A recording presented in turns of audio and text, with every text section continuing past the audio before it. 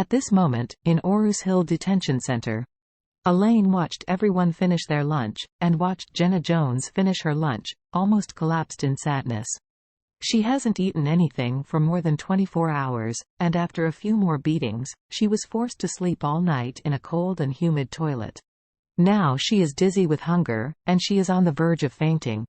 But she dared not express any dissatisfaction, because Jenna Jones might come up to beat her again at any time.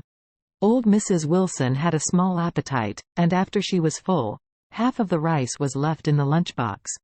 She deliberately carried the lunchbox, paced to Elaine, handed the lunchbox to Elaine, and asked with a smile, "You haven't eaten anything for one night a day. It's uncomfortable to go hungry? Would you like to have 2 bites?"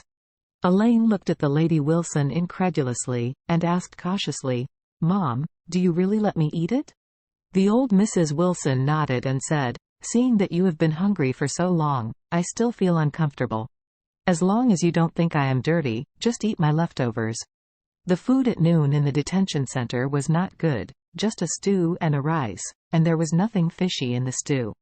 But even so, Elaine was still drooling when she smelled the scent of the food. She still cares about whether the Lady Wilson is dirty or not. As long as she eats a bite, she can accept it as long as she doesn't let herself lick from the ground. So she hurriedly said gratefully, "Thank you, Mom, thank you." After speaking, she had to reach out to pick up the Lady Wilson's lunchbox. Just when her hand touched the lunchbox, the Lady Wilson directly dumped all the leftovers and rice soup on her head. Afterwards, the old Mrs. Wilson looked at her and sneered, "You don't think I am dirty? I think you are dirty. You are a shameless bastard woman who deserves to eat my leftovers. Pooh. If I throw it away or feed the dog, it won't be for you." Only then did Elaine realize that she was being tricked by the Lady Wilson. She didn't care about wiping off the food on her head. She broke down and cried, "When will you stop to torture me? I've been so miserable, why are you still? Can't you let me go? Even though we two have not dealt with each other for so many years, have I hit you? Have I touched you? But what did you do to me? You want to kill me." Mrs. Wilson coldly snorted, and said disdainfully, "Do you have to beat me before I can beat you? If you are in awe of me and are honest and polite, invite me into Thompson's villa. Would I still do this to you?" Elaine cried and said, "I know I was wrong.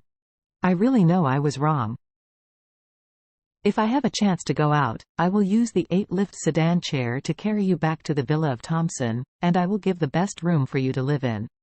After speaking, Elaine said again, "Didn't I have written you a letter? You just have to wait until your 15-day detention period expires and take that letter to find Claire. She will definitely be in the 1st grade. Thompson arranged a room for you in my villa.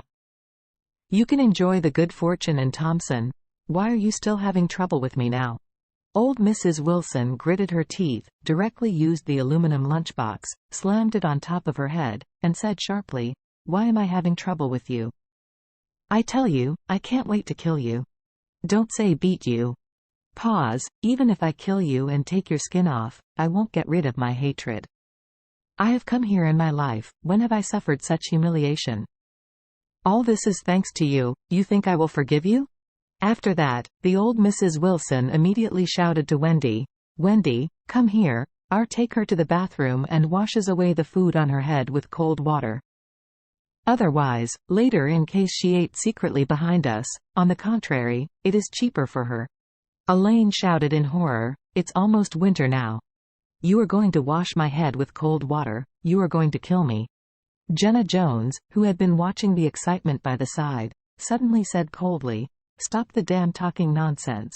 Otherwise, not only will the Lady Wilson use cold water to wash your head, I will also give you a shower with cold water." Elaine was so frightened that she could only cry loudly while letting her grandma and granddaughter drag her into the bathroom. Immediately afterwards, Wendy put her head under the faucet of the mop pool and screwed the faucet to the maximum without hesitation. The cold tap water directly washed Elaine's head, leaving her brain blank, followed by the biting cold, which made her swing all over. She was holding her head full of cold water, looking at the grinning old Mrs. Wilson, begging, "Mom, I beg you, give me a towel, or I will really freeze to death." The old Mrs. Wilson sneered. Just you still want a towel, do you deserve it? If you really freeze to death, it will be a good thing. You will free yourself, and I will also relieve my hatred. As she said, she looked at Elaine and said sarcastically, or you can just cooperate. If you die, it's 100. Elaine collapsed on the ground and cried loudly.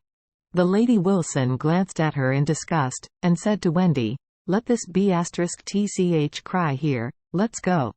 Wendy also said happily, BTCH. Your good days have just begun. Now it's to clean up you. When I finish cleaning up your old B*TCH, I will definitely find a chance to clean up that little B*TCH Claire.